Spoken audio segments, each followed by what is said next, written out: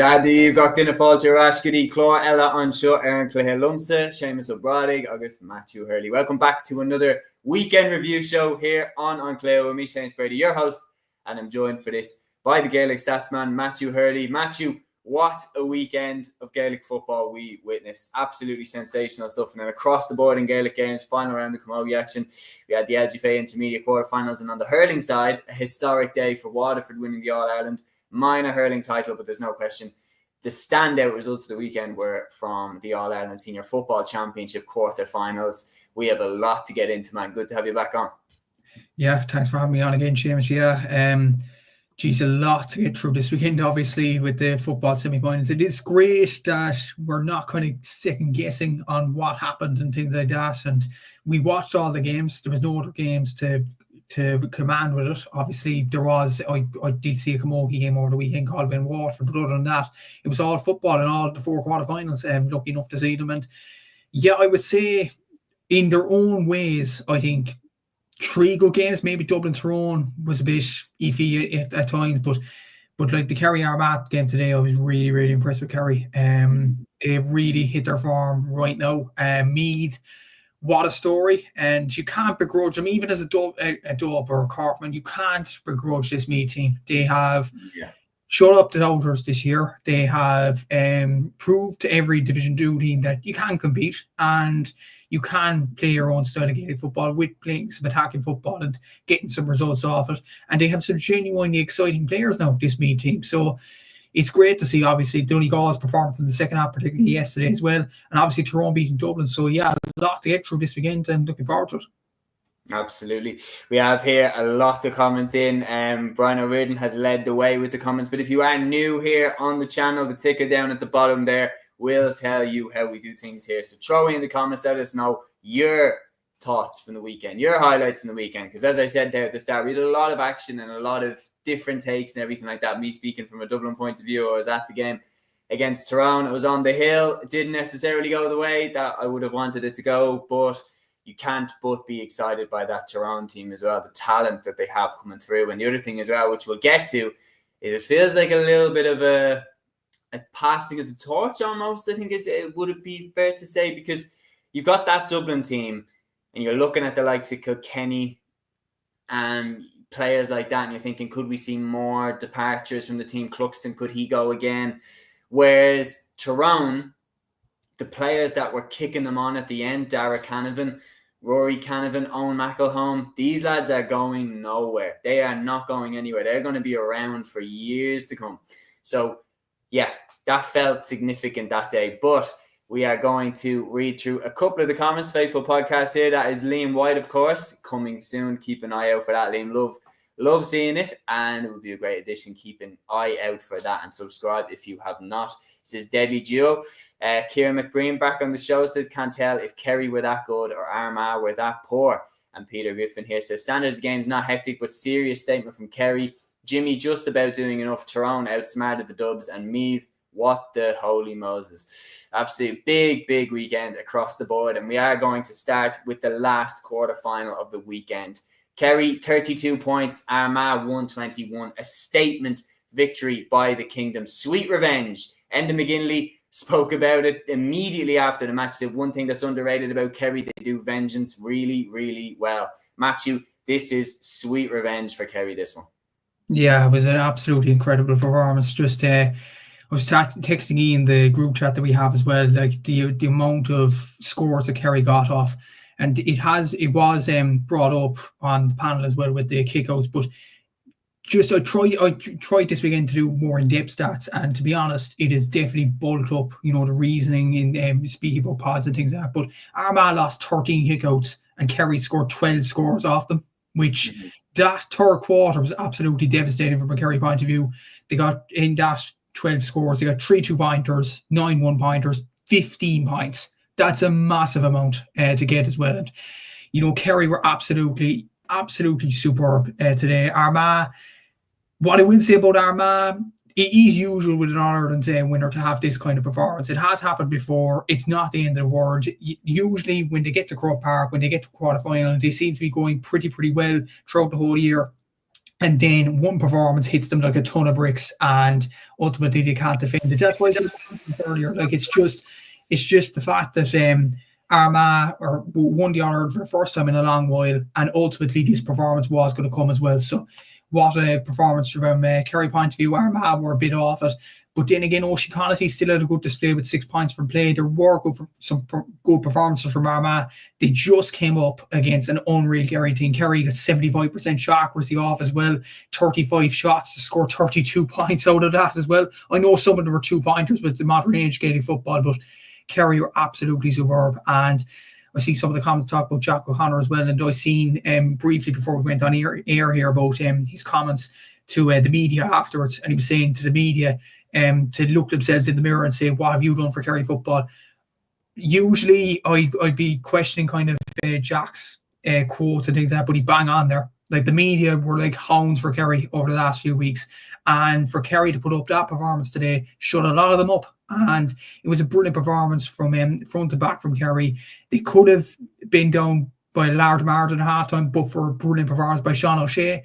But in the second half, especially in that third quarter, the killer third quarter, they absolutely took over, and they deserve to be in the All-Ireland semi-final. And I'm sure Tyrone, who they're facing next, and anybody else around the country do not want to face Kerry at this particular moment in time. Absolutely. Cormac Nugent here says Kerry versus Tyrone with the cold faces. What a game that is going to be. Early thoughts. I know that we've just only seen the two of them in action over the weekend, and that the draw was just made, by the way. Nice touch putting the draw live on the programme. I mean, that definitely kept me watching. I wanted to see the live draw. It's a much better idea to have the live draw on the programme or on the Sunday game rather than being on the radio at 8 in the morning. Like, who in their right mind would be waking up to listen to that? That feels like news that you'd hide. But anyway... Very, very good idea putting it live on the show. Kerry versus Tyrone, Matthew. What a game this is going to be. It's going to be absolutely unreal. Like you look at the history between the two sides, number one. And number two, you have two brilliant counties in action between these two sides. Like it's going to be an absolutely barn burner of a game. It's going to be interesting. Will it be on the Saturday or will it be on the Sunday? That's going to be announced tomorrow, the details and things like that. But it is going to be an absolutely incredible game. And I'd like to pat myself on the back here, because I did say on Aaron's channel, Gaelic Games Fan TV, in December, I said Tyrone were my dark horse and they could win the All-Ireland. After the league and before the championship, I said Kerry would win the All-Ireland. So it's like a win-win situation for me, because like I predicted kind of both of them in their own ways to go on and win the All-Ireland. So like, I'm not surprised that either side are here. They're here and there. Is absolutely brilliant performances for both of them as well. And they will be dangerous, a dangerous opposition for each other as well. Like Kerry, we talked about their threat under the 2-pointer earlier on in the season. They weren't really good. And then it kind of kicked into gear in the group stage against Cork. And from then on, Kerry have looked really, really good with the 2-pointer. Tyrone, similarly enough, yesterday, like the likes of Peter Teague taking on 2-pointers. I know he had that in his locker. Peter Hart, absolutely superb with the 2-pointer this year, 5 2-pointers. So we have an absolutely brilliant game in our hands between Kerry and Tyrone, and really, really looking forward to this. Oh, stop. It's going to be unbelievable. Peter here says the OGs of 2000s football. I mean, these were the two counties that dominated the All-Irelands over that decade, and to see them go head-to-head again, it's going to be pretty special stuff. And yeah, like I was watching the Kerry-Armagh game, and I was looking at it thinking, there was one part where Sean O'Shea booted over a beautiful 2-pointer, turn around, high-five David Clifford, and just watching the two of them, I was like, how on earth has a team with two generational forwards like Sean O'Shea and David Clifford been so written off? Like, nobody anticipated that Kerry would win in the way that they did. And you're right, it was that third quarter where they just absolutely dominated from Armagh's kickouts. They hammered the hammer there. And Niall Grimley and Ben Creedy both were withdrawn. I mean, that really showcased how much Kerry cleaned Armagh out in midfield. And as you said, they punished them every single time. Paddy Clifford, when he came in, made a big impact. Micheál Burns, when he came in, made a big impact. Whereas Armagh this time didn't have the same bench impact without the likes of Stephen Campbell coming in when he usually does. But they were cleaned out. Kerry punished them every single time. And that second half display from Kerry would send shivers up anybody that they're going to play, because it's going to take some beating now to stop Kerry. Yeah, we'll analyse this game. And you mentioned when you were talking earlier there, the performance of Sean O'Shea, because in that first half, he was on it. Like a level of which you could tell that all of the talk, all of the noise about Kerry being written off in this game, you could tell it had really personally bothered Seanie O'Shea, and he had a point to prove, and by God did he prove it. 12 points for him. Player of the match. Special shout out from Jack O'Connor in his post-match interview as well. Unbelievable stuff from Seanie. Yeah, and to boot it as well as that, you say 12 points, 10 from play, 100% shot accuracy as well. He didn't miss a shot. And this, Sean Sugu, 25 points kicked by Kerry players other than David Clifford. So much for a one-man team.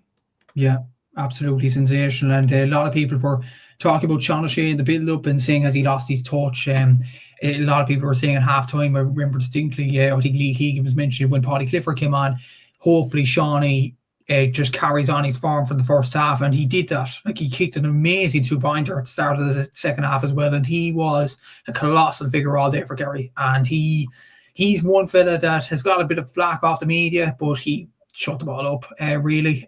David Clifford probably didn't have his best display, so he needed another player to step up. And a lot of people were also saying, and me included at some stages when in podcasts, saying that Sean O'Shea was only reliable on frees. He got 10 points from play. You can't really knock him for that, and 100% accuracy, as I mentioned as well. A few other players as well to look at, like Brian O'Beogley had a brilliant performance, so did Graham O'Sullivan. Joe O'Connor, especially in the second half, was so monstrous in the middle of the pitch. And a lot of people were saying, look, the core performance from Joe O'Connor was a flash in the pan. He doesn't have that performance in him again. Like he was going under the radar today, but like that was a performance for the ages from himself as well. But Seanie, absolutely superb, and yeah, he will be a player to watch for Tyrone, I'd imagine, in the next few weeks. And with Paddy Clifford, from a Kerry point of view, you'd be hoping Paddy Clifford would be fully fit for the game against Tyrone, and if that is the case, you've Paddy, you've Sean O'Shea, if he sticks to the role that he did today, and David Clifford up top. How are Tyrone gonna manhandle those players? Is going to be very, very interesting to watch. But these players, like Kerry they're on form at the moment, and they're well capable of providing a lot of damage to the opposition. And now they're in territory where you'd never write them off. Semi-final into the final four. I mean, you would be a brave man to go against Kerry. But Kieran McBreen says, maybe I'm wrong, but Kerry always seem to play their best stuff when Clifford isn't the best player on the pitch. Tyrone 2023 springs to mind. And of course, the last time they played each other in the championship, Kerry butchered Tyrone, absolutely annihilated them. And they won't fear them, because that was the point was being made after, was that, Tyrone won't fear Kerry. I don't think Kerry will fear Tyrone either. I think that's a very 50-50 game between both of them. Peter here says, after the Meath defeat, Kerry locked down and loaded the ammo. Training in Killarney would have been relentless. Kerry are now the hunters and front runners. Very, very interesting comment in there from Peter. And a very interesting question in here from Sean O'Malley. Matthew, I'll throw this one to you. He says, do you think Geezer will stick around for one more year? Well, I think by what he was saying on RT, I think he will. And I think there has been an attitude with Armagh, especially last year and 2 years ago, where they wanted Geezer out. But this year, it's almost like it's flipping mentality. They want him to stay now. And they have some young players developing. And I've said this before on the podcast, I'll say it again. Look, it happens to All-Ireland champions. You look at Donegal in 2013, Cork in 2011, Tyrone themselves in 2022, Tyrone in 2006. Compared to those kind of years, compared to those years, that isn't like a rollover from Armagh. They were very close against Donegal, obviously losing after extra time in the Ulster Championship. They won 2 games out of 3 in the group stage. A game that they didn't have to win was the last game against Galway. They topped that group with relative ease in the end. They just came up against a superpower performance from Kerry today, and you can't, knock them for that. They still scored 1 goal and 21 points. Reno O'Neill still got 6 points. Oisin Connolly still got 6 as well. There was still some good performances, and there was still some bright shoots in the Armagh team. So I think, personally, there are some options. If Geezer does it, there are plenty of options there. There's Oisin McConville doing a brilliant job at Wicklow. There's Tony McAtee coming back from Sligo as well. There are a plethora of options from an Armagh point of view there. But I think by Geezer's demeanour and by Armagh's fans' reactions on matches this year, I think it leads up to all of that leads up to probably him staying on for another year. Yeah, I would agree. Sean here says Geezer wants Ulster before he goes. I think that's it. I think if Kieran McGeeney had won the Ulster Championship this season, I think maybe there's more of a case that he might have left, because he, in a sense, has completed the set. But I think he would go nuts if he didn't win an Ulster Championship with this Armagh side. I think it's such an obsession for them. And winning an Ulster Championship is so respected. Like, it's literally off the scale. It's pretty much up the level with, winning an All-Ireland itself. Like, everyone up in Ulster values those Ulster medals so much. So for Armagh, they would want to win one so badly. And I think Giza wants an Ulster Championship medal before he goes. I really, really believe that. Personally, I look at it that way. I like the point that you made. You look at it that it tends to be a thing. Like, do I think that this is the end of this Armagh team? Absolutely not. It's a silly question to ask, which I've seen being floated around social media. The reality is, when you look back through the history books, when teams break a duck and win an All-Ireland for the first time, as you were saying, in years, they don't tend to go back-to-back. Like Cork, when they won it in 2010, didn't go back-to-back in 2011. Dublin, who won it in 2011, didn't go back-to-back in 2012. Limerick and Kilkenny, the two perceived greatest teams of all time in hurling, both of them needed a couple of years after winning their first All-Ireland to come back and do it again. So you got Kilkenny there 2002 and 2003, lost their grip on Liam McCarthy in 04 and 05 to Cork before coming back for their dominant spell. Limerick won it in 2018 for the first time in years, lost it, win that semi-final to Kilkenny, and then came back for their dominant 4 in a row after that. Dublin in 2013 under Jim Gavin won it and then lost it to Donegal in 2014 in that semi-final, whereas Kerry won the All-Ireland that year. And then Dublin came back for their 6 in a row. That's the way it tends to go. I do think there could be more success for this Armagh team. It's just about how they manage out the next few years. Sean says here, I worry about the age profile of the likes of Murnan, Campbell and Grugan in Armagh going forward, and I don't see youth teams shooting the lights out. Still a good squad though. And Peter Griffin says, McConville apparently on the Mayo radar. Very, very interesting appointment. That would be for Mayo. For Sean's comment there, like, definitely, I think the biggest threat to everyone in terms of success at under 20 level is Tyrone. And we'll come on to that now later, because my God, they are hoovering up the All-Irelands at that level. They've won it again this year, and in the All-Ireland Minor Football Final, like, there seems to be no stopping them. But massive, massive congratulations to Kerry on what was a truly superb performance, superb victory. And they will move into the All-Ireland semi-final, where they will play against Tyrone. And we are going to move on to the Tyrone game next. I was there for this one. Tyrone, 23 points. Dublin, 16 points in Croke Park.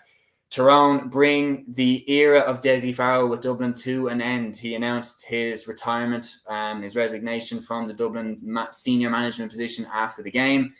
An incredible servant to Dublin GAA, not just as a manager, but also as a player. Dessie Farrell is a Dublin football legend and an absolute gentleman as well to boot.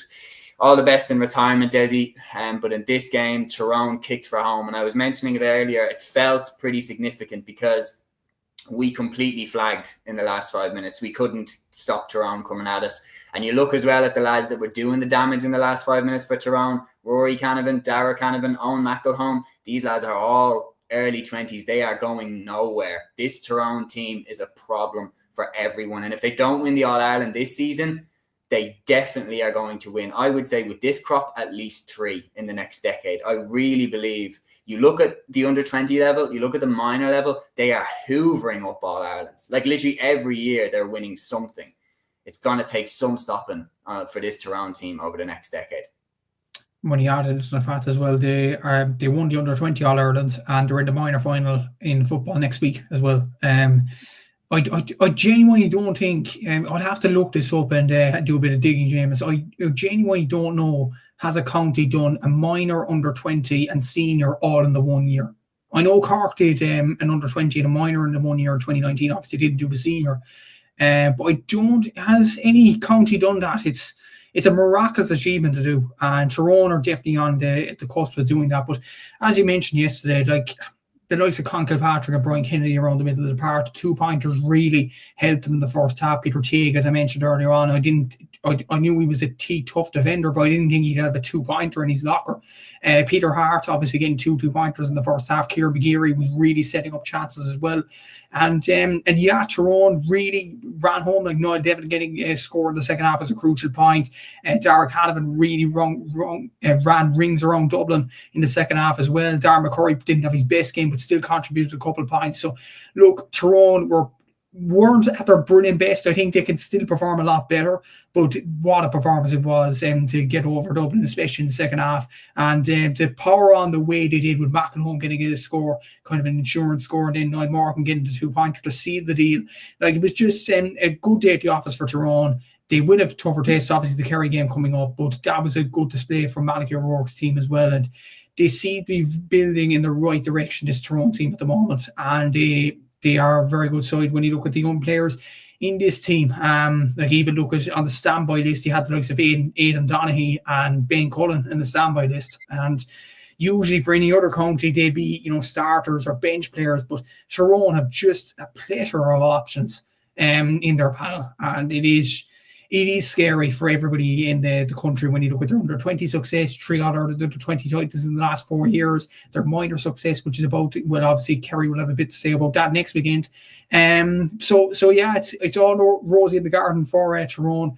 As for Dublin, look, Dessie, and I would say this, I did come across him obviously after the Cork game and the press conference in the preliminary quarterfinal, and I totally echo your points. An absolute gentleman. Like, every time he passed the media, he'd always acknowledge and things like that. He's just a gentleman of a person as well. And beyond, his managerial expertise. And when you look at the job he did at Dublin, okay, ultimately Meath beat them in the Leinster Championship, but that was a Dublin team that was just superhuman under Jim Gavin. He still won the All-Ireland in 2020. He won the All-Ireland when they brought the band back together in 2023 as well. Even after 2021 and 2022, when they suffered setbacks, like 2021 was probably one of the worst years for Dublin football in a long while.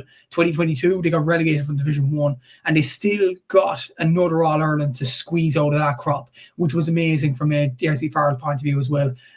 Look, I think he has done really, really good for Dublin football, but then again, it probably was the right time to go, and at the same time, you do have a lot of options to replace him with. Like, if Ger Brennan, will you give him a call? I'm not sure no fans will want that, no, but look, you look at Declan Darcy as well, like, he's well up for it. So you have a lot of options there up in Dublin as well, so I wouldn't be too worried, but it is probably, as Paddy Andrews said on GA Plus last night, it is a transitional phase for Dublin. This will kind of accelerate it a small bit.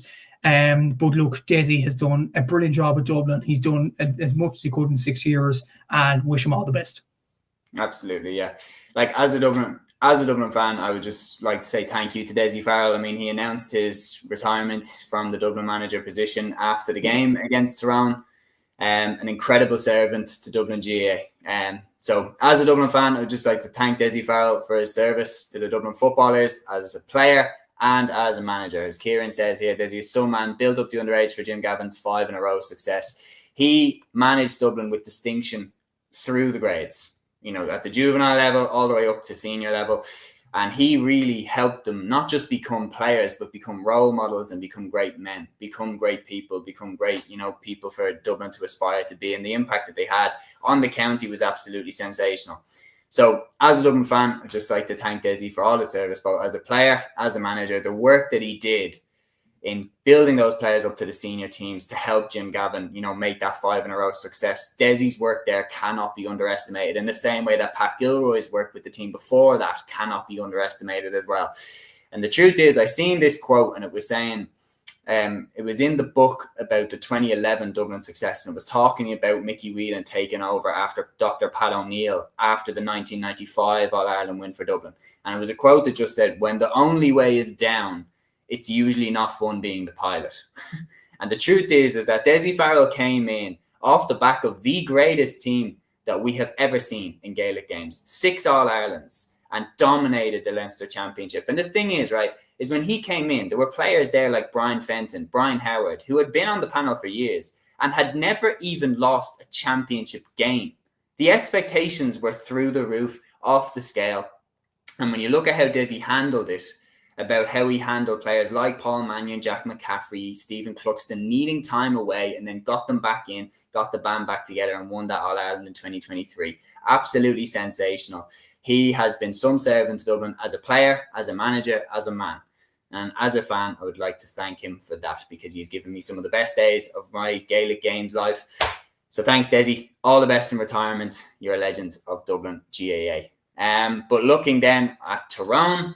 Stephen Conlon here, who I take it is a Tyrone man, judging by the language he uses in this. He says, I think the tackling in football in general this year has been on another level. Turnovers have been key. Punishing Dublin with their mistakes and our tackling. That's why I think you're a Tyrone man. Our tackling won us the game.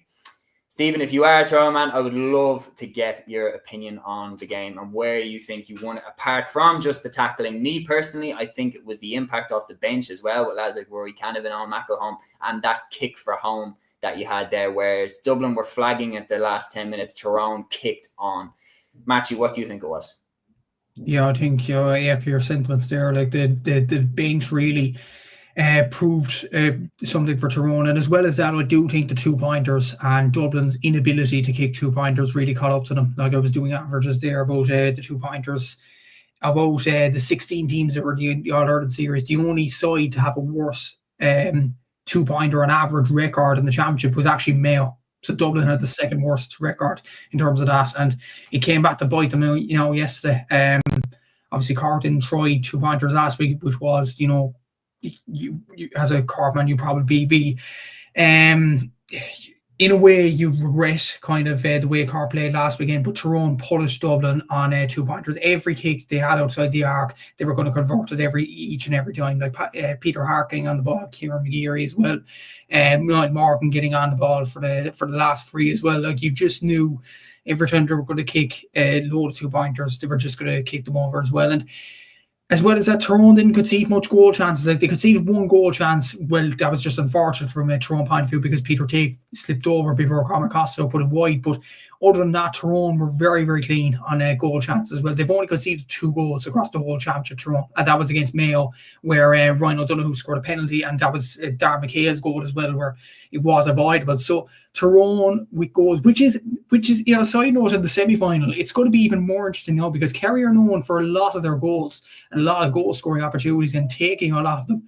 Tyrone are known for conceding very little goals. So it'll be very interesting to see that kind of elements, to see the likes of Niall Devlin and Peter Teague and Cormac Quinn come up against David Clifford, Sean O'Shea, Paddy Clifford. It'll be very, very interesting to see that kind of aspect of the game in the semi-final. But look, that's 2 weeks away now. But as for the game itself, I think the 2-pointers, as you said, the subs there, but I think the 2-pointers, Dublin's inability to get them and Tyrone's ability to get them was the key thing in deciding the game. Yeah, I think that's a great point. I think especially in the first half, because when Dublin were kicking into the hill, obviously I was right behind them, but we looked so hesitant to kick them. There were chances for Brian Howard to take it on. There were chances for Kieran Kilkenny to take it on. And Paddy Small had one chance as well to have a go. And like it was around us on the hill, a lot of people were like shouting, like shoot, like pull the trigger. Like why are we so hesitant to take these shots on? Whereas Tyrone down the other end, we're not hesitating at all. You're mentioning players that you didn't even think had the 2-pointers in the locker. People like Peter Teague, who's an amazing defender, but we hadn't seen him skip forward to kick 2-pointers like that before. And that was the difference because we scored more scores. Like we scored more times than Tyrone in that first half, yet went in 1 point behind because they were so efficient with their 2-pointers while we weren't even trying to kick them. And yeah, like Sean says it here. He says Dublin haven't talked about like Mayo for their lack of a 2-point threat. I think the thing is the genuine truth is it hadn't bit Dublin the same way that it bit Mayo. Mayo were left in the position at the end of the Connacht final, for example, where they needed to get a 2-pointer to save themselves. And then it was like, oh shit, like we haven't really practiced this before. Dublin were chasing the game against Meath, and the 2-pointers that Meath did got the damage, but they didn't have a final set play where they needed to score to save themselves. The game was done going into the final 2 minutes. Whereas Mayo had been highlighted, especially after that kind of final, but against Tyrone at the weekend, it was very, very apparent that we did not have the same 2-point shooters that Tyrone had. And Tyrone weren't as fearful then of needing to press up, and that cut off the goal chances as well. Tyrone got a lot of scores near the penalty box for Dublin because then we knew that they were going to kick those 2-pointers. We had to push up on them. And then Tyrone were just lobbing it into McCurry, to Canavan, to McElhone when he was in there. So that's where I think we lost the game too. And the finish. We just didn't have the same legs in the last 10 minutes that Tyrone had. Tyrone were getting stronger as the game was going on, whereas we kind of gave the impression to me of like a boxer who's kind of out on his feet. There's just nothing left. One solid hook and we're gone. And I feel like that's the way it was. It ended up being a 7-point game. I think if the game had gone on for 10 more minutes, I think Tyrone would have won by 10 or 11. I think we had flagged at that point. But that is the way that it ended. Unfortunate, but I think we can bounce back next season. And one team that had absolutely burst onto the scene this season, Meath have burst onto the 2025 season. They really, really have. They have beaten Dublin in the championship for the first time since 2010. They have beaten Kerry in the championship for the first time since 2001. And now they have beaten Galway in the championship for the first time since 1970. What a year it has been for Meath. And they are into the All-Ireland semi-finals now, where they will play Donegal after this sensational victory over Galway. Matthew, it was a back and forth affair. Meath had the momentum, then Galway had the momentum. But Meath struck when it mattered. What a win. Just one thing, Séamus, I think Meath fans will be disappointed in any of this. Meath beat Galway in 2011 in the championship. Apologies. Then it was wrong on the Sunday game. Well, we'll do that again. Take 2. What a victory for me. They've beaten Dublin in the championship for the first time since 2010, beaten Kerry in the championship for the first time since 2001, and now beaten Galway in the championship for the first time since 2011. What a victory for Meath. What a year. Unreal. Absolutely incredible from a Meath point of view. And what a win. I was kind of, the fact that Cork and Meath had rivalries in the past, but even when Jordan Morris got the goal, when Matthew Costello was bearing in down on goal, when Sean Coffey got the turnover for that second goal, I was willing Meath on to get the goal, because you love this. From a Gaelic football point of view, you love Meath at the top table again. And for them to get that goal, especially when Galway made the comeback, to be fair to Galway, you have to give them a lot of credit too, in terms of coming back into the game. Obviously getting that goal through Liam Sillick as well, and obviously the goal early on as well. Like, Galway had a lot of good moments, especially after Meath's goal from Conor Gray. The first goal obviously coming from Killy McDade, and you were thinking, okay, Galway are going to push on here. But then Jordan Morris to get the goal in the hill of Meath fans, which is unusual, obviously, when Dublin weren't there today now. But the Meath fans of the hill erupted, and you could just feel it from your TV screen. It was just a brilliant occasion from a Meath point of view. Robbie Brennan, what a job he's done with this Meath team. To beat Dublin, Kerry and Galway all in the 1 year in the championship as well. It's an exceptional achievement, and you have to say, hats off them. Like, what a performance from them. It looked pretty ropey in the first half when they were kicking aimless wides in the first half, but when they got a run on Galway, when they got a few one-pointers, they got no 2-pointers and still won, which was even more incredible in its own right. But they were kind of dominating around the middle, a lot of assisters, a lot of turnovers. Well, it was a team performance from me point of view, because when you look at it overall, one person I want to mention, Conor Gray, who got the first goal for Meath. The guy actually had pneumonia a year or two ago, and for him to come back in, to have the impact that he came in, coming off the bench, was absolutely exceptional. He won 5 kickouts, got a goal, and then assisted a point as well. He was absolutely exceptional when he came on the pitch. Conor Duke, I know he went off injured, assisted 3 points as well. Ronan Ryan got 3 turnovers. Sean Coffey got 2 turnovers. Jordan Morris got 1-6 from play. Absolutely exceptional. Matthew Costello, 100% shot accuracy. Every player on that Meath team had a part to play in this win, and Robbie Brennan will be absolutely pleased by this, because it shows that Meath not only are fighting for the badge, but they have genuine, absolutely excellent footballers. Like, I have to say as well, Séamus, Sean Rafferty at fullback. Marty Morris, who's mentioned in commentary, this is his second appearance in Croke Park. You wouldn't have noticed it. He was absolutely exceptional at fullback. And these players have written in the history books of Meath football. They have done absolutely exceptional throughout the whole season.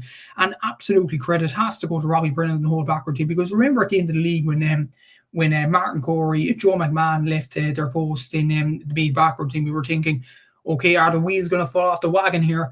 We both questioned it. But they have got together like a band of brothers and went into the championship and performed absolutely excellently. What a performance for me. What a year. They're into the All-Ireland semi-final here. Whatever happens, if we're doing your grades at the end of the season, it's probably an automatic A for me at this stage. I know they want to get even further, but this is an absolutely exceptional year from a me point of view. And what a season indeed for Robbie Brennan's men. And a lot of, like, one thing I want to mention as well, Kerry and Meath both reached the All-Ireland semi-finals, and they were in Cork's group, but a lot of people say Cork had an easy group. it's an argument that we got the group of death there, and we did beat Meath the first day out of the league. So look, but enough about that. It was just an incredible performance by Meath, and genuinely, I'm absolutely delighted for this group, for the group of players in Meath at the moment, because they got a tanking off Dublin last year in the championship. They got a tanking off Kerry, and we were thinking after Colin O'Rourke's interview saying that I may as well stay in for the long haul. I was thinking, where is Meath football going? But Robbie Brennan, he needed the right coach, and what a job he's done with Meath at this present moment of time. And they'll go into the semi-final now against Donegal, having beaten Kerry, having beaten Dublin, having beaten Galway. They will go in with no fear whatsoever into that game against Donegal. We'll mention Donegal in a bit. They were exceptional in the second half against Monaghan. But what a performance from Meath all over the pitch, and absolutely glad Meath football is well and truly back. Oh, it certainly is. We have Meath fans absolutely loving life in the comments here. David Carroll says, lads, I can't believe it. All those freezing league games in Navan watching shite. A huge vindication for those who stuck with them up Meath. Absolutely. I mean, this is the day that you live for as a GA fan. And Kieran McBreen says that was a seismic win for Meath today. Brian says, given where they were in 2024, this has to go down as an amazing performance. The whole year for Meath has been absolutely amazing in terms of their transition from where they were to where they are now. And this is the greater point, Matthew, just how open the championship is. Like, sitting here right now today, could you really confidently say that Kerry will not win the All-Ireland, that Tyrone will not win the All-Ireland, that Donegal will not win the All-Ireland, or that Meath will not win the All-Ireland? I can't rule out any of the four of them. I've been so impressed with all four of them at different stages of the season, and all of them have had halves in their respective quarterfinal wins where I've gone, wow, that was pretty impressive. All of them. Yeah, they've been absolutely exceptional. Every one of them teams, like Donegal with their second half performance yesterday against Monaghan, Kerry with their 75% shot accuracy and pushing up on the Armagh kickouts and getting a joy off them. Tyrone with their young, exuberant players, and Meath with just this wave of enthusiasm and momentum among Meath as well. Like, it's a brilliant championship overall. And it does prove to every single team, even in Division 2, because Meath are a Division 2 team next year. It's actually weird, James. It's actually two Division 2 teams in the 2026 season are in the All-Ireland semi-finals, and we could easily have an All-Ireland final of Tyrone and Meath, and both of them will be in Division 2 next season. Like, it's just absolutely exceptional. And you have to go back to the FRC, the credit that they have, not just in increasing Gaelic football as a product in terms of getting the excitement back into the game, but giving teams like Meath a chance of finding their niche in terms of two-pointers and in terms of their running game, and giving them a platform to thrive. And you have to give the FRC a lot of credit for that. And for Meath as well, like, I have watched them a lot of times, even in Division 2. Obviously, watched them at the start of the year back in January when they played against Cork. And even though Cork won that game, I still thought coming out of Páirc Uí Chaoimh that night, I was thinking, geez, Meath are very, very good. And even one of those players I was really impressed with that night, I remember Jack Flynn wasn't even playing today. He was injured. James Conlon was injured. Like, Meath have a lot of enthusiasm, momentum, and you have the players. You have a really knitted together panel as well, with Conor Gray and Cian McBride coming off the bench. And a long time ago, you were saying, like, a lot of people were talking about during the week, Galway's bench and Damien Comer and Killian McDay coming onto the pitch. I wouldn't want for me, as an opposition player, I wouldn't want Cian McBride and Conor Gray coming onto the pitch, because they're man mountains. They're monsters. Yeah. And these guys are really good footballers too. And it's just a brilliant performance from Meath. And they are right back up at the pedestal of Gaelic football. It's great to see. Absolutely. But we do have to touch on the momentum shift. Like, we do have to touch on that, because after Conor Gray's goal, Meath are in such a dominant position. Shane Walsh kicks that free. Then Galway get a goal from Killian McDade not long after. Galway swing into the lead. Then they get a second goal from Liam Silk. And all of a sudden you're thinking, what is going on? Galway are absolutely, running over Meath now. And the way that Meath managed out that momentum, Owen Frayne gets a point, and eventually Jordan Morris hits the back of the net after some fantastic work from Matthew Costello. The hill are ups with Meath fans. That's quite painful to say. But the hill are ups with Meath fans. And all of a sudden, Meath had the momentum again, and the pendulum had swung back to them. And the way that they managed out the game from there to the end was exceptional. Yeah, it was really, really good. And usually when an underdog kind of suffers that, when they get the high after the Conor Gray goal, and then for Galway to strike 2 goals back, obviously with Silk and Killy McDade, and you were thinking, this is gone here for Meath. And I was genuinely thinking that as well. As soon as Liam Silk hit the net, I was thinking, oh, the underdog story's not going to happen today. But as you mentioned, their own free and score is actually very, very important, wasn't it? Just to keep me ticking, just to keep them in it. And then for that goal to happen, I know Galway had a bit of a brain fart in terms of the kick-out. Like, that was a poor kick-out by Conor Gleeson, and it was poor from the defence as well. But you mentioned Matthew Costello and hand passing the ball into an on-rushing Jordan Morris. A lot of credit has to go to Sean Coffey too, who eventually turned over the ball for the kick-out. Like, this guy has, been a lot of potential with this guy in Meath as well.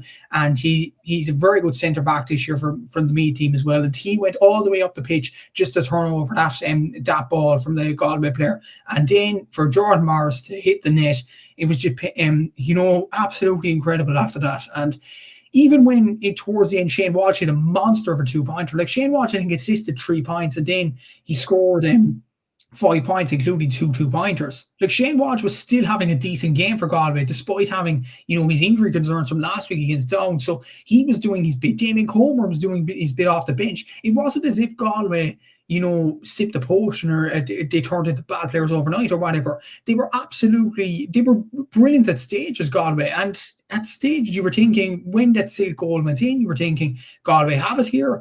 And then for me to bounce back the way they did, it shows a lot of, drive in this team. And shows a lot about Meath as well, in terms of not just underdog credentials, but in terms of All-Ireland credentials. You can't take Meath unseriously now. They are a very good team. They're here in the All-Ireland semi-finals on merit.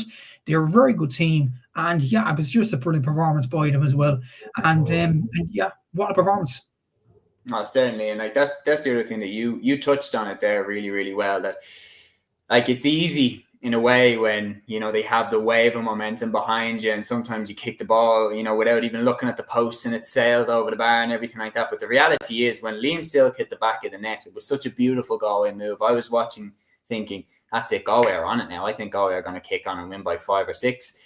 And the way that a very, very young, inexperienced Meath team managed that situation, they managed that team like a team that's been around the block for years. They just worked it down into own frame, over the bar, managed it out, killed the Galway momentum, and then got a goal themselves through Jordan Morris, and completely swung the pendulum back in their favour. And that shows experience beyond their years, and shows how good a team this Meath team is. And you cannot rule them out of the All-Ireland. You can't rule anyone out of winning the All-Ireland. I think you'd be a brave, brave man to put money down on it.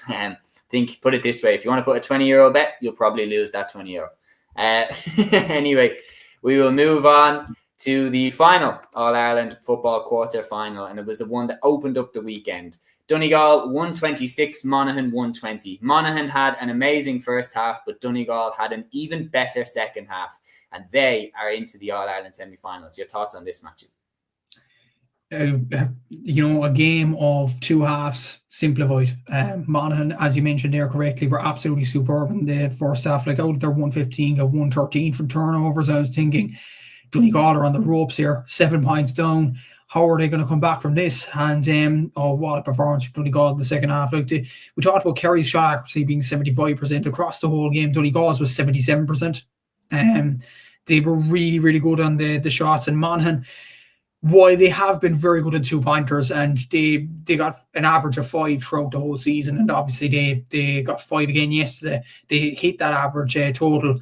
But some of their shooting, especially in the second half, was wayward, Monaghan. And I'm sure they will have regrets over this game. They were exceptional in the first half. Obviously, Micheál Bannigan pressuring Donegal to get the goal. Rory Beggan hitting the 2-pointer. That was probably a simplifier for me. Once Rory Beggan got the 2-pointer for play, I was thinking, okay, Monaghan really could cause a shock here. They could be in the All-Ireland semi-final.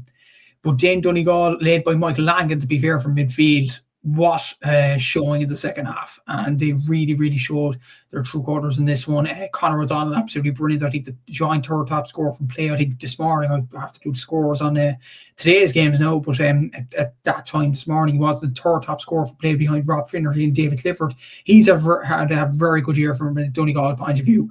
But as I mentioned with Monaghan, like 35 shots, only 16 converted.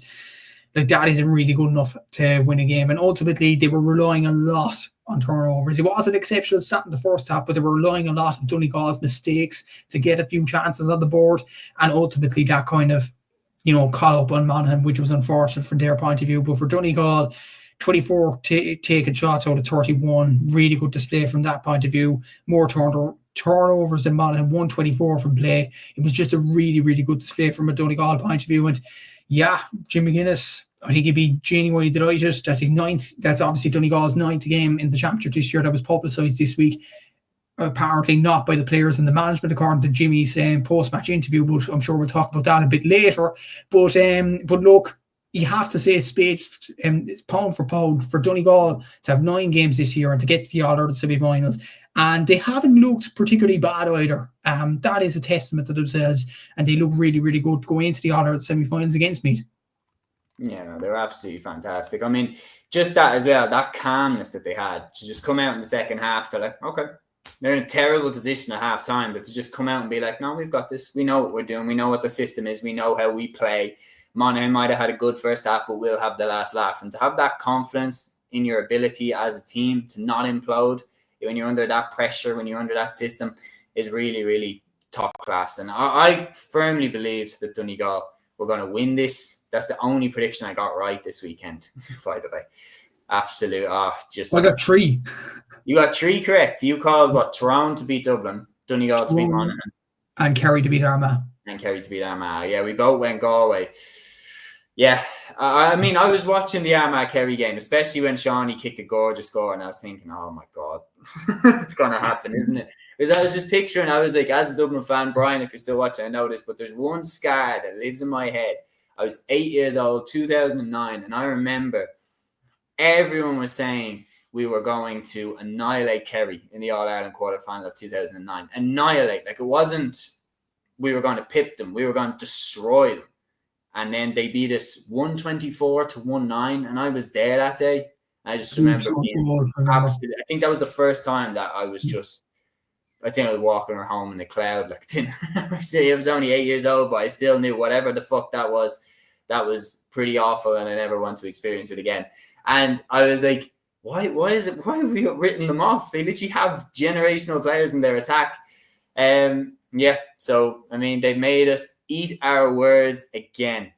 Absolutely unbelievable. Peter Griffin says, Jimmy still winning matches, surely a 3rd edition of his song, and Murphy still lording it. Kieran says, if Donegal go all the way, they will make it 11 games, the most any team has had to play to win an All-Ireland. That's one thing. Donegal have been on a journey, like we are talking about, through the group stages, through the Ulster Championship, and not only that, but certainly, like when you look at the Ulster final, how grueling that was. Also, those games have been tiring. The Mayo game went down to the last kick as well from Kieran Moore. A lot of their journeys have been taxing, and then the 6-day turnaround and everything like that. I mean, it's been a hell of a journey for Donegal. If they were to finish it out with an All-Ireland, it wouldn't be a bad way for the likes of Murphy and McGuinness to go out now, would it? No, it wouldn't. McBrearty as well. You have to mention him, or McHugh. Like, it's not going to be a bad way to go out for them either. And body is impressive about Donegal. Like, you look at the shooting accuracies against Louth and Mayo, I think they were very, very poor from Donegal's point of view. They hit 77% yesterday in All-Ireland quarter final when the stakes are higher in terms of pressure. That's exceptional, and especially when they were so much in trouble at half time. They were 7 points down. Monaghan were excelling, and things seemed to be going wrong for them. But for them to pull it out of the bag and to convert as much as they did, that's a testament to Jimmy and what a performance by them in this game as well. And yeah, it was a really good display from them. And who's to say they can't go on and win the All-Ireland now? Like, they have been written on by people, not written off, written on. A lot of people have backed Donegal to win the All-Ireland for a lot of times this season, or even last season as well, towards the end of it. So yeah, they look really in a really good place at this present moment in time. And yeah, it would be some way to finish for the likes of Murphy and then McGuinness with an All-Ireland medal. And yeah, it's almost like a last hurrah, wouldn't it be, if they did go out into the sunset with an All-Ireland medal? Oh, it'd be some way to go. David here says Jimmy's winning matches until he meets Robbie Brennan. We'll see how that goes. For Monaghan, we were talking there, you were mentioning about what went wrong for them in the second half. But what went right for Donegal, obviously they kicked 3 in a row off the restart. That was a statement of intent. And then Michael Langan's goal. Michael Langan's goal was absolutely superb. The way he dropped the shoulder, went around the last defender and just belted it into the back of the net. The power that he generated there, even Rory Beggins not stopping that. That was a real boost then to Donegal as well. And Monaghan just had no answer for them. When Donegal got the foot on their neck, they really were ruthless and they kicked it home. Yeah, exactly. So, and they were really, really good in terms of shooting accuracy, as I mentioned before, 124 from play. Like, a lot of the players really, really stood up from a Donegal point of view as well. Like, even looking at Michael Langan, he took 3 shots, converted all of them. Michael Murphy had a bit of an off day, but Conor O'Donnell, 80% shot accuracy. Oisin Gallen, even actually in the second half, there was a surprising moment. I think Paddy McBrearty came on for Oisin Gallen, and I was surprised to see Gallen go off. I was thinking 100% shot accuracy so far, 3 points taken from play. That's a bit of a puzzling move for McGuinness, but it does, in a way, it does prove that they have a lot of options off the bench too.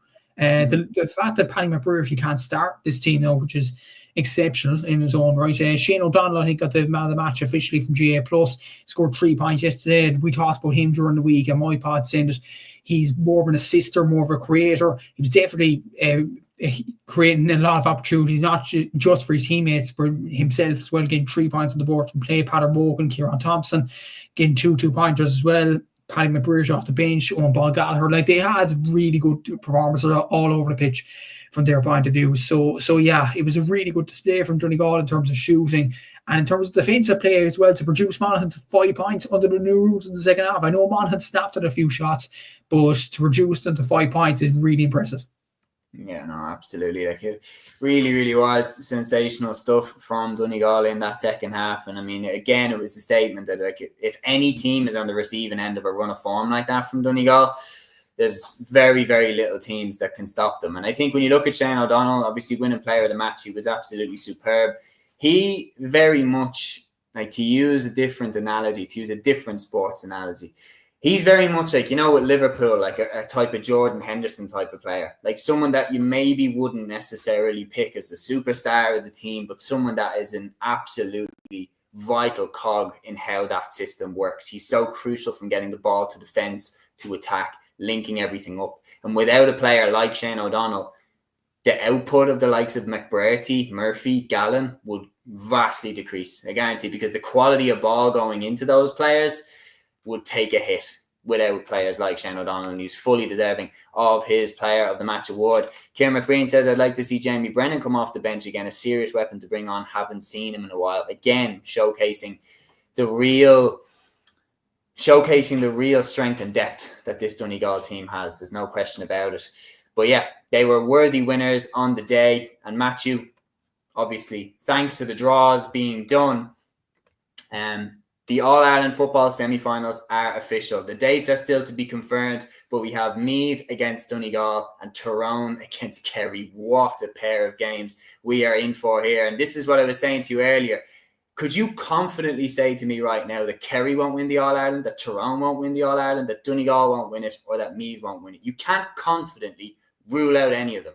Over the course of the season, we've seen Tyrone's talent come through, especially in the last 10 minutes against Dublin when they really put us to the sword. Kerry looked awesome against Armagh. Meath have beaten Galway, Dublin and Kerry in the 1 year. They've looked unbelievable. And Donegal, under Jim McGuinness, have looked unstoppable at times. You'd be a brave man to write off any of them. But your first thoughts on these All-Ireland football semi-final pairings? They're very, very hard to call. Even a lot of people would say that Meath are underdogs against Donegal, but they were underdogs against Galway, they were underdogs against Kerry, they were underdogs against Dublin, and they still won all 3. They are, like, Meath, like the order they have of that team is exceptional, obviously. But Donegal, they've been going along very, very nicely this season. It's a very, very hard game to call. Tyrone and Kerry, just because of the players on show and the rivalry, obviously, with Tyrone and Kerry as well. It's a really, really interesting game to call. These two are impossible to call, really, in terms of a winner. You probably need a podcast next week to discuss who is going to win these games. Like, it's going to be very, very difficult to call. And if I was to if I was to put money on any team, I just can't at the moment. I can't. Even when you go into the semi-finals, you can't put money on any team. So thank God I'm not a betting man, Séamus. Thank God. Because I'm not betting anything on these teams whatsoever, because anybody can win it, and that's the beauty of sport. That's why we love it.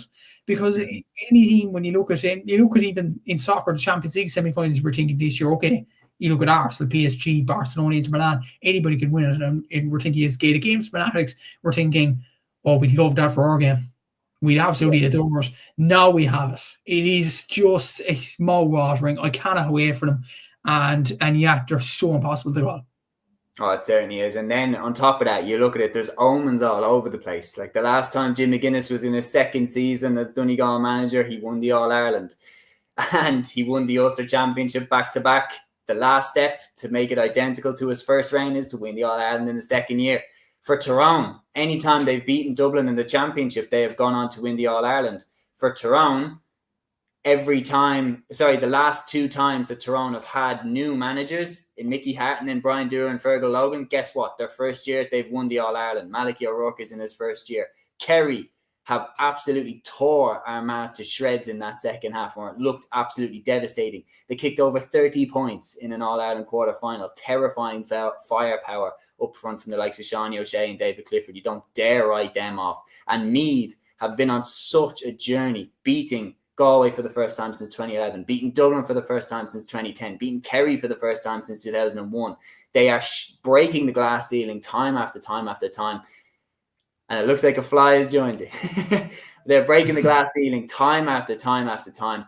Who would dare write any of them off? We're seeing a lot of comments in here, guys, which I love to see, of different final pairings. Kieran is saying Kerry Donegal. A lot of people are saying Kerry Donegal.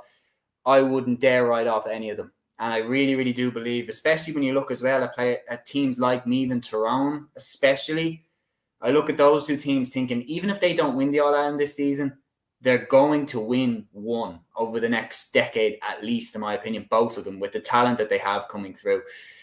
Liam, our good pal, has an interesting question for you. What jersey is that? If that's a Tipperary jersey, the game has gone beyond belief. What jersey is that? Oh, I can't do this. Hey, you could play them in an All-Ireland final. And you're wearing their jersey. I mean, you won't, because we'll beat you. But no, we have to do that bit, Séamus. We're doing it right now. I'm not that. I don't even have a Cork jersey. I don't have a Cork jersey. You have to buy one. So what? You have to buy one. They're like 80 quid. And they don't sell them up here. I tell you what, if you can, I couldn't get a Cork jersey. Like, where could I get a Cork jersey? Elvery's doesn't even sell them up here, I don't think. I'd have to get it online. Yeah. Get it online. Right, cool. You did it with me. Deal. Deal. Oh my God. If Cork win, I'll wear a Cork jersey. If Dublin win, you wear a Dublin jersey for the next time. Or we double or nothing. You have to wear the shorts as well. You have to go full kit. We'll keep it to the jersey. Liam says, I can get you one, Séamus. So yeah, we've 35 people currently watching. Guys, you've heard it here. If Cork win, I'm going to be wearing a Cork jersey on the next pod. Well, not the next pod. I have to get a jersey first. I don't have other counties' jerseys in my house. Matthew's wearing a Tipperary jersey. I cannot believe it, but the game's the game. Peter says, full kit, lads. That's not going to happen. David says, join the bandwagon and get Meath jerseys. I mean, there's a fair few dubs leaving out in Meath. The Dublin bus routes are starting to push into your counties bit by bit by bit. I mean, Kildare, I was driving home from Galway there recently, and then I was driving through Kildare, and there's Dublin buses going deep into Kildare, and I'm thinking, what is going on here? But that's the way that the world is going. But yeah, All-Ireland quarterfinals wrapped up in the books. All-Ireland finals prediction. Right now, if I had to say who I think it's going to be, I'm terrified, and I probably will change that. I will probably change my opinion as the weeks go on. I think I would shade it to Kerry and Donegal. I think I would. That's if you gun to my head. But I really, really am confident in that at all. And I think the one thing as well you have to take into consideration, when I was there in Croke Park, the surface was really, really damp. It was really, really wet conditions there for Tyrone, Dublin. That's why the ball was skidding all over the place and the players were tripping and falling over and everything like that. And you've seen it even today against Kerry and Armagh. Players were slipping. Like, they're finding it hard to keep their footing. And that's a full day after the heavy rainfall. So, yeah, that needs to be taken into consideration as well. Brian says Donegal to win the championship. And to be honest, Matthew, I said Donegal was my pick to win the All-Ireland at the very beginning of the year. And they're still in the All-Ireland. Who knows what can happen? Brian says it can't be underestimated, the slippery conditions. Certainly. So that's the main show from the weekend. The All-Ireland Quarter Finals were definitely the most talked about. We still have Camogie, the All-Ireland Minor Hurling Final, and the Intermediate LGFA Quarter Finals to run through before we wrap up. And we're going to start with the Camogie Group 1, Round 5. We had two very one-sided games here, unfortunately. Tipperary 4-17, Clare 10 points, while Cork went away to Wexford and beat them 5-21 to 11 points. Matthew, we predicted that these two games would be one-sided. It's unfortunate that we were correct in this instance. Yeah, exactly. Like Amy O'Connor hit 3-5 in this one. Really good performance as usual from Amy. Saoirse McCarthy and Clodagh Finn as well in real top form with 1-2 each. Like they were, like Cork are way ahead of Wexford, and that's not an unpopular thing to say. They're into the All-Ireland semi-finals now. Like it's going to be very, very difficult to stop Cork. And even from a Tipperary point of view, Casey Hennessy getting 2 goals, Mary Burke getting 2 goals, Grace O'Brien getting 8 points as well. I think 9 actually on the day. And they romped home against Clare. The worrying thing from a Clare point of view now, they're into the All-Ireland quarter final next week against Waterford. And we'll talk about Waterford in a second. I know they lost to Galway, but like that's going to be a difficult game for Clare. And it's on in Croke Park, live on RT2 next week. I think Clare could get a bit of a battering next week, which is unfortunate. Obviously, I heard Aoife Sheehan on the RT podcast during the week talk about when you look at Gaelic football, the positivity in that, the hurling, with Dublin beating Limerick, the positivity in that, the LGFA as well, there's still a bit of positivity, but in the Camogie, you get hammerings after hammerings each week, and Cork are way ahead of the rest. And ultimately, for competition, in terms of growing a product, it's not great to see that these counties are getting batterings. And hopefully Clare can prove me wrong next week, but I think Waterford could easily run asunder on them. As for Wexford, they're in the relegation playoff against Derry. Look, we'll see what happens there. Wexford should win that game, but if Wexford were to go down to intermediate, Séamus, that's a huge blow to the county. Oh, it certainly is. There was one more drubbing, which we do want to add in here. Dublin 7-19, Derry 1-11 in Parnell Park. This game was one that Dublin had to win in order to avoid relegation. I didn't think it would be so straightforward, though. I really, really didn't. But Derry just had no answer for us here. No, not at all. And it was a difficult defeat to take for Derry. Annoyingly, there's no match report on this game, so we actually don't know who scored what. That's just, and it's a crucial game as well. A crucial game in the Camogie Championship. There's no match report, and there's no Twitter updates. Yeah, poor. I mean, it really is poor. It's a senior game. I could see reports on the Premier Junior Championship over the weekend. I couldn't see reports on this. It's just, that's another issue. But look, Dublin will be proud of themselves to, stay in the senior championship. They've ended their season on a high. As for Derry, they're going to the game against Wexford next time out, having to win. But then again, I think the senior championship has come a bit too soon for that Derry team. When you look at Antrim excelling in the intermediate championship, when you look at Offaly excelling, they'd be probably better off in the senior championship. Derry, it's just unfortunate. They've lost a lot of players. A lot of players have retired. A lot of players have left the panel for a multitude of reasons. And ultimately, they're with kind of half a team. And it's just, for Derry, that is unfortunate for their point of view. They'll be going to their relegation playoff with an underdog tag against Wexford. But having said that, both sides have lost 5 games. Both sides kind of deserve to be there. So it's win or bust for both. Yeah, it certainly is. The game of the weekend from the Camogie Championship was Galway beating Waterford 17 points to 11 in Kenny Park. That was the highlight game for me from this weekend in the Camogie Championship. 2 teams that have been to the All-Ireland Final over the last 2 seasons. 2 teams that you're looking at as potential candidates to challenge Cork. And in this game, Galway had to win in order to top the group, which they did. beat Waterford by 6 points in Kenny Park. Kerry Dolan was fantastic with 9 points. Niamh Mallon was also superb with 4 points of her own. And on the defensive side, they held players like Beth Carton to just a point. So all round, it was a really, really solid Galway performance and one that they needed. Yeah, and it just showed that Galway probably have more experienced campaigners than Waterford. Waterford are an up-and-coming team with some very good players. But then again, Galway just had a lot more experience in this one. Like they had 64% shot accuracy for play, 70% shot accuracy overall. As you watch this game, and as it was going on, Waterford missed a lot of shots in the first half. Galway got their first score from play through Niamh Mallon after 19 minutes. So that's not great from a Galway point of view if they want to improve going to the All-Ireland semi-final. But then again, they get a shooting accuracy like that, to get 17 points on the board without performing particularly well. That is a good sign from a Galway point of view. I know Kerry Dolan got 9 points, but Niamh Mallon got 4 as well. Eva Donoghue with 2 points, Ailish O'Reilly, Tegan Canning coming off the bench with a point each. That is a good display from a Galway point of view when them players coming on. But Niamh Mallon, she's the key. In terms of free take, it's Kerry Dolan. In terms of shots or play, it is Niamh Mallon that is the key to the castle from a Galway point of view. But as for Waterford, Annie Fitzgerald really impressed me in this one. I think 3 shots, 3 converted as well, 3 points from play. She got a hat-trick last week in their game as well.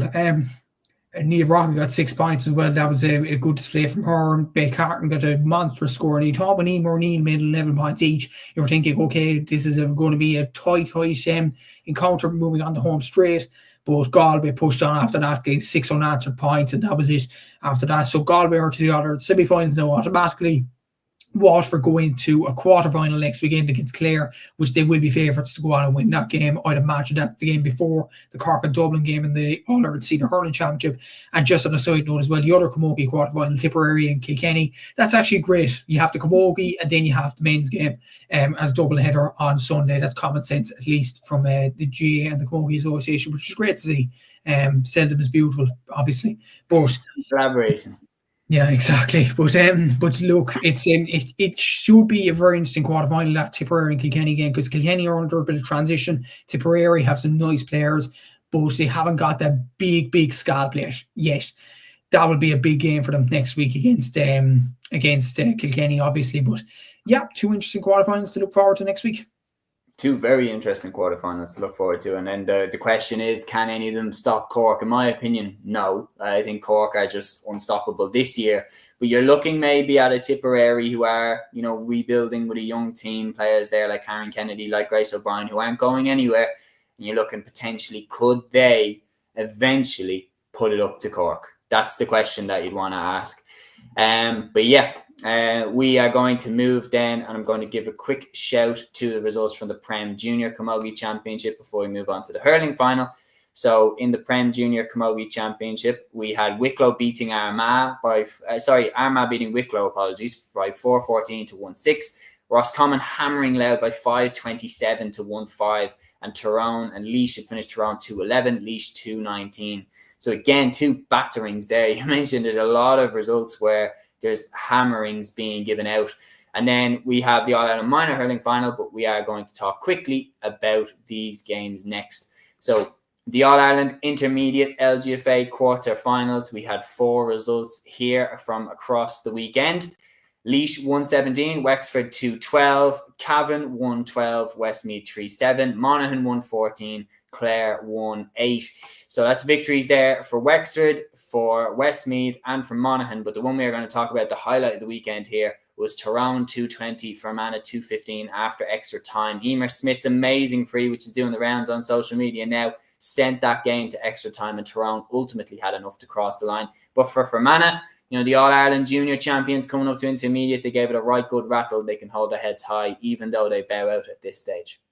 Yeah, and we mentioned it so many times on this podcast when talking about the Junior LGFA Championship, now the Intermediate, obviously, but Emer Smith, what a player for Fermanagh to have. Like, probably a model attacker to have for a team like that, Fermanagh, who would be in some ways punching above their weight, but to have a player like that, Emer Smith, scoring like 8 goals and 40-something points a season, that's absolutely exceptional to have in your team. She did bring the game obviously to extra time, but Tyrone really pushed on. Saoirse Gormley got 2-4 for Tyrone according to reports. Aoife Harris got 8 points, which is very good scoring for both of them as well. So yeah, Tyrone will be happy going into the All-Ireland Semi-Final where they play Westmeath. So look, it's a very good victory from the Tyrone point of view, above their Ulster rivals as well. But you have to give a lot of credit to Fermanagh coming up from junior to get to the All-Ireland Quarter Final, to come as close as they did against the Tyrone team that in some ways they'd be thinking themselves they should have got up from intermediate last year after that Leitrim final, but they didn't in the end. But for Fermanagh to push them all the way, you have to give them a lot of credit for that. And they pushed them all the way in the Ulster Championship too. I think they only lost by 4 points that particular day. So Fermanagh will be very, very proud of their efforts, I'd imagine, this season. And look at the other quarterfinals as well. Westmeath beating Cavan. Westmeath will play Tyrone next. Gráinne Byrne, Sarah Dillon and Anna Jones getting the goals for Westmeath. Like a good display from them, especially against a Cavan team that won Division 3. So look, Westmeath are into the semi-final against Tyrone. Laois beating Wexford. Another game that went to extra time. So a lot of games went to extra time in the LGFA, which is very interesting to see. Mo Nerney got 7 points and Emma Lawler got the goal for Laois. And they were senior last year, so you'd imagine they will be going to go back up to senior this time out, and they will play Monaghan in the semi-final after Ava Sherry got 1-6 for them as well. So, and Monaghan are a county have historic pedigree in the LGFA Championship, and you would expect them to state their claim and go back up to where they belong at senior. So 4 interesting enough semi-finalists in Tyrone, Westmeath, Laois and Monaghan. Should be very interesting to see how it ends. Absolutely. Liam here says, was commentating Westmeath, Cavan, great game, great win for Westmeath. Yeah, that's a good pal Liam White there, the Faithful Podcast. Have a look at that if you're not, coming soon, pending. Yeah, heartbreak for Fermanagh. I mean, they pushed Tyrone all the way. This is a team that won the All-Ireland Junior Championship last season, has played really, really well so far this year, promoted out of Division 4 in the league. And then Emer Smith kicks that amazing free, sends the game to extra time between Tyrone and themselves. But Tyrone just had a little bit more in extra time. You were mentioning there about the teams that they're going to come up against in the intermediate semi-finals: Laois, Monaghan, and one sit down in my head. Westmeath, is it? Westmeath. So you were mentioning about the teams they're going to come up against in the intermediate semi-finals: Westmeath, Monaghan, Laois, and then add Tyrone into that mix. Tyrone, of course, lost in the final last year to Leitrim. That was a famous underdog day for Leitrim, but Tyrone are back now at the semi-final stage. Do you make them favourites to win the intermediate championship, or who do you think will win the cup when it's all said and done? Well, I think in any case in the intermediate, it's either the team that reached the final last year or the team that actually got relegated from senior, and both of them are still in the competition in Laois and Tyrone. So I think you would say Laois or Tyrone will win it.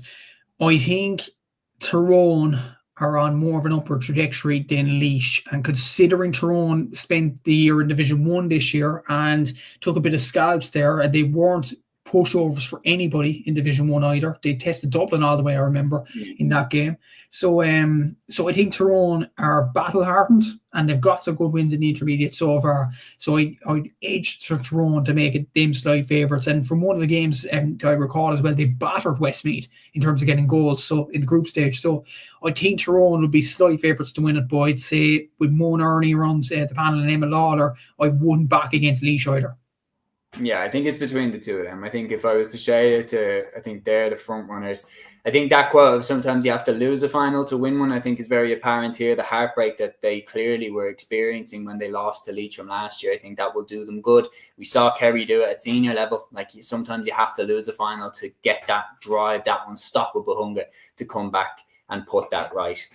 Anyway, we are going to move then to the All-Ireland Minor Hurling Final. This is the final game we'll talk about here on the pod. Waterford 118, Clare 10 points in Central Stadium. Waterford are the All-Ireland Minor Hurling Champions for 2025. I didn't think that Waterford would win this game comfortably, but they did. A sensational performance by them. And you look at the players that they've had this season. Again, the main man, Cormac Spain, 11 points. Absolutely sensational individual performance, but a sensational team performance by Waterford as well. What a year for them.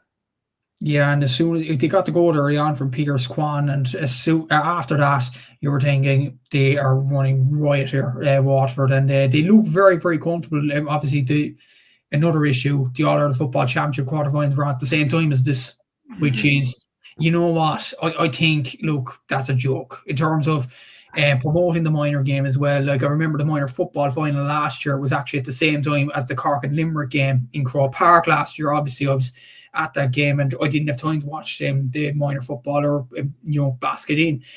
These minor players deserve a lot more respect than what they're getting in terms of times, in terms of when it's being shown and things like that. I don't think anybody would have complained if that minor final was on at, say, at 1 o'clock or 2 o'clock on a Saturday, just to give that time slot. I don't think anybody would have complained.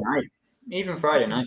Yeah, I wouldn't have either at all. No. And when you look at it, I watched the 2022 minor final between Offaly and Tipperary. Remember, Offaly had this exuberant bunch of young players. Tip won it in the last minute of that game as well. Adam Screeney was on the pitch for Offaly, Dan Ravenhill and all them players. That was out in Nolan Park.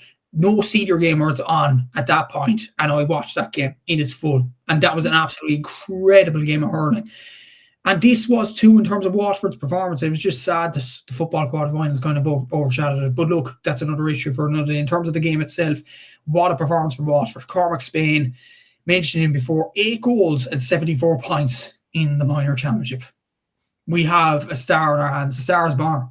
Like, this guy is absolutely exceptional. 11 points, 4 from play. And from what I was hearing from Tomas McCarthy from Waterford Media, apparently Cormac Spain wasn't fully fit, and he still scores 11 points and 4 from play. This guy is in the final. It's exceptional, and he really deserves a lot of credit. As well as that, Shane Power getting 3 points, Carol O'Shea getting 2, Tommy Kennedy and Ian McHugh getting 1 point. And I love the photo at the end with Austin Gleeson and Tommy Kennedy, actually. Tommy Kennedy and Mount Sion, man. Austin Gleeson won the All-Ireland Minor Championship with Waterford in 2013. That 2013 crop won their first minor All-Ireland since 1948. So the likes of Austin Gleeson, Patrick Kerr and all them would have been on that team. And for this crop to get an All-Ireland after this, it's just brilliant. It was great to see Austin there as well. Obviously a legend in Waterford hurling circles, obviously. And for him to celebrate with the players, it's absolutely brilliant as well. Waterford have every right to celebrate this win. It's a brilliant All-Ireland win for them. The days are back, and it was a brilliant performance. As for Clare, look, the goal early on from Kwan, I think, just kind of derailed Clare throughout this game. They have had a good season, and this game shouldn't define it. It was a difficult day out for them. Liam Murphy got 2 points from play and was very impressive from play throughout the whole season, as was Paul Rogers. But ultimately, it was Waterford's day. What a performance, and congratulations to all of us. Yeah, well said. They were absolutely brilliant. I mean, for Clare as well, look, getting to a final, hold your heads high. I mean, just getting there is an achievement in itself. Like, for any minor team, because you only get one shot at it. You know what I mean? You only get one shot at that. There's so many players who didn't get out of the provincial championships. There's so many players that fell short at the quarterfinals, fell short at the semi-finals. You got to the top table, and you can hold your head high there. They absolutely did the county proud throughout the year, avenged that loss to Cork in the All-Ireland semi-final then, and did, have some good individual performances in the final, but ultimately it was just Waterford's day. Yeah, look, I think because I seen Jarlath talking about it when doing the draws, and I always think that, like, that transparency with the fans when they do the surveys and everything like that is a really, really beautiful thing in the GA. Beautiful thing in the GA. And he was talking about how the attendances are up. That's absolutely superb. They listen to the fans so well with the F4C. Like, do you not like 4 points for a goal? Fans didn't like it, so they got rid of it. The goalkeeper coming up, people didn't like it, so we got rid of it. Things like that, where we're like a democratic, where, we're all having a voice. We're all talking about what we like, what we don't like. I think if they were to put out a survey, do you, as fans, want the minor finals to be moved back to the same day as the All-Ireland Senior Final? I think the vast majority of fans would say yes. Or do you think I'm massively missing the mark there? Yeah, I'd say the majority of fans would say yes as well. You want these players to get the spotlight on a weekend. Like, in terms of a final, like, you look at the football final between Tyrone and Kerry next week. Like, you have a lot of games happening next weekend between the Camogie quarterfinals, between the LGFA quarterfinals, and the big 2 hurling semi-finals on between Dublin and Cork and Tipperary and Kilkenny. You will have games that are overriding the minor football final, and that is a real unfortunate thing because these players deserve a lot of exposure. Like, I remember the last time the minor final was actually played before the senior final was in 2019 when Cork actually beat Galway. It was a momentous occasion, obviously, for Cork in football then. But it was just, it was a memorable day. I remember, like, a lot of people remember that day with Killian Spillane getting the goal for Kerry when Joe Proddy had his rant about David Clifford and Johnny Cooper and things like that in the football final and that draw in terms of the excitement. What I remember for that day, Conor Corbett scoring that goal against Galway. And that, everybody got to know him because of that. Even on the losing side, Tom O'Callaghan from Galway, everybody got to know those sorts of players at that particular moment. And I'm sure you're the same, Séamus. You love the minor final being on beforehand. Even from a Kerry point of view, David Clifford scored 4 goals in one minor final against Derry. Those are memories that are going to be cherished. But I think the GAA are kind of losing a trick in terms of playing the minor in some ways at provincial. To an extent, it does add a bit more atmosphere for the minor final to have it in a neutral ground. I remember the Offaly Tip final a few years ago in Nolan Park generating a big atmosphere. The Waterford fans running onto the pitch, that was absolutely brilliant. And memories for life for them and for the players, obviously. But in terms of, like, I'm saying in terms of exposure, these minor players deserve a lot more than what they are getting at the moment. You deserve at least, I'd say, a different time slot. Like, I wouldn't have minded, as you said, a Friday night or an early slot on a Saturday, just to avoid the football quarterfinals, because everybody talks about the football quarterfinals, but there's a certain cohort talking about the minor, and you want more people talking about these sorts of finals because it's a huge occasion for these players involving Waterford and Clare. Yeah, I think that the positives are, because interestingly enough, it's up on YouTube now. I don't know how it's there, but the RTE stream from the 2002 All-Ireland Quarter Final between Dublin and Donegal is up on YouTube there. And I was watching it. It was the replay. So obviously they didn't have any game before because it was a replay. And basically the game had to be delayed by, I think it was at least a half an hour because fans were just arriving 5 minutes before throwing. And they were talking about it on the live broadcast, and they were saying, you see, this is why we need a game to be on beforehand, because it helps with the crowd to, like, kind of slowly bring them in, because you have your fans that love going to watch the game before the game, if you know what I mean, the curtain raiser and things like that. And it's part of the heritage for All-Ireland finals. Like, me personally, my memory is going to the 2017 final and then seeing David Clifford tear it up and being like, oh shit, this guy is a problem. Like, this guy is, like, if Australia don't take him, he's going to rip it up. And he has been ripping it up ever since. But those are the memories that we have. And I feel like it would be a decent idea. I feel like the under-20 All-Ireland final, I'd be happy to leave the under-20 All-Ireland final in a rural venue, somewhere like in O'Connor Park, Semple Stadium, something like that, where it's a little bit more, not tiny, but not as big as Croke Park. Whereas then the minor final being played on the day of All-Ireland final day, I think that's part of the GAA's heritage, and I think it would be a nice move and an appreciated move, I think, to bring it back to that. Gaelic Guy 24 back on the pod, and I always am very interested in hear your takes on Armagh's performance. It says, not good enough. Today's kickouts were brutal. Well done, Kerry. Disappointing end of the year for Armagh. Probably the end for Giza, unfortunately. And then also says, disappointed in some of our fans leaving despite the defeat. Should stay to the end and be proud of our players for the All-Ireland last year. Gaelic Guy 24, I could not agree more with that. I'm not going to get too much into it, but that is my pet hate of all pet hates. I literally cannot stand the sight of fans leaving the stadium before the game's finished. Where are you going? Like, where are you going? There were Dublin fans. There were Dublin fans leaving as well before the game against Tyrone was finished. And I'm like, do you know what? I can kind of bend my brain a little bit to be like, okay, do you know what? Maybe if you're from a county that is far away from Dublin, you want to get out to beat the traffic. Okay, cool. But the Dublin fans leaving, I was like, where are you going? Like, you're not trying to beat the traffic anywhere. You should stay with your team until the game is done, in my opinion. That's just my opinion. Stay until it's done. Like, I'm sure, Brian, as a Dublin fan, you're the same. like 2009, I was talking about that. That was the worst Dublin performance I've ever seen. And me and my family stayed to the very last kick that day. You feel sorry for Séamus. Yeah, I mean, why do you think it's still living in my head rent-free? Because I watched it until the end. I basically watched the car crash over and over and over again. But, like, I just don't understand it. There was one example, and I'm not going to say what team, because I don't want to throw shade at any particular county, and I don't want to make out like it's that county per se. But it wasn't Dublin. But basically, it was over the last 5 years. So it's some year in that year, because I think it would make it obvious. But anyway, it was a big game. A big game. And the team had one more play to save themselves. One more play. They needed a goal. And I saw buckets of their fans leaving. Like, it's streaming out the place.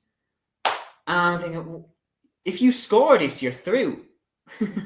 And they were all heading for the exits. And I just never, ever, ever understand it. Never have, never will.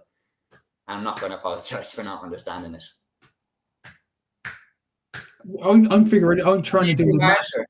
You're trying to figure out. I'll tell you when the stream's done. Yeah, that is because we'll go down a Pandora box of all Pandora boxes. We keep chatting about that. But that is the podcast finish. It's been an absolute pleasure, Matthew, having you on again, as always. And guys, Brian O'Riordan, Sean Sugu, Peter Griffin, Sean O'Malley, Liam White, the man behind the Faithful podcast, coming soon. Subscribe if you haven't already. Cormac Nugent, Kieran McBrain, Stephen Conlon, JPC, David Carroll, C. Dev, Benny Reid, and Gaelic Guy 24. Thank you all so much for your comments. You helped to make the podcast what it was, and that was a really, really enjoyable one. What a weekend in the GA. It's been absolutely fantastic. Don't forget, we'll be back here next Sunday evening at 8 p.m, where one of myself and Matthew are going to have to wear a jersey from the other team. That will be pretty good. Anyway, that's the end of the pod. We'll be back here next weekend at 8 p.m. Cheers to Peter Griffin. He says, well done, lads. It's been an absolute pleasure. We'll see you all next weekend. Until then, enjoy the week, and we'll see you all then.